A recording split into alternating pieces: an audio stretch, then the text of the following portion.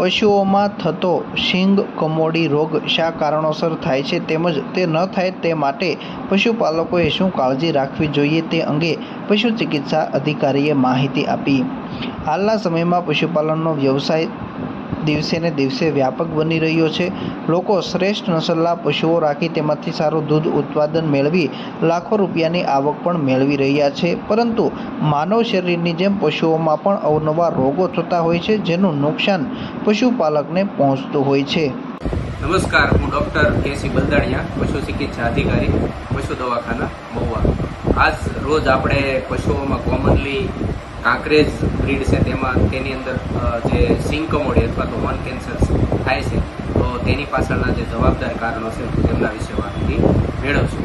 તો જે પશુઓમાં ખાસ કરીને ગાય વર્ગના એટલે કે મેલ પશુની અંદર એમાં ખાસ કરીને કાંકરેજ બ્રીડ છે તેમાં હોર્ન કેન્સર થવાની શક્યતાઓ વધારે રહેલી છે।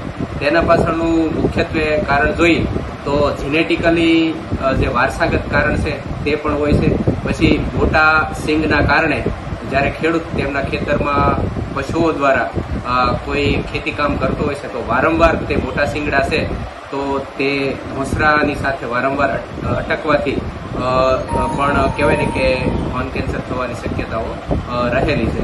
પછી પશુઓની સુંદરતા વધારવા માટે તેમના શિંગડાના જે ઉપરના બે પડ છે તેમને ઉતારે તો તેનાથી પણ પશુઓનું શિંગડું છે તે નબળું પડે છે અને આના કારણે પણ પશુઓમાં હોર્ન કેન્સર થવાની શક્યતાઓ વધે છે।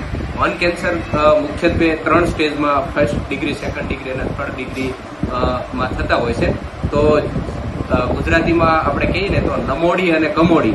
નમોડીની અંદર શિંગડું છે તે આખું વળી જાય છે, જ્યારે કમોડીની અંદર એમનો શિંગડાનો બેઝ ભાગ છે તે નબળો અને પોલો પડે છે અને ત્યાં સ્વેલિંગ આવે છે।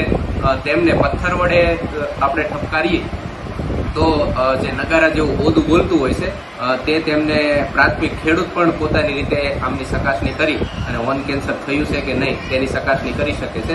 બીજા એમના લક્ષણોમાં જોઈએ તો હોર્ન કેન્સર થવાથી તેમનો બેઝ પાર્ટ છે તે ગરમ હોય છે, નાકમાંથી લોહી અથવા તો ચીકણો પદાર્થ છે તે તેમનો સ્ત્રાવ થતો હોય છે અને આવી જ રીતે પશુઓને ખૂબ પીડા થતી હોય છે।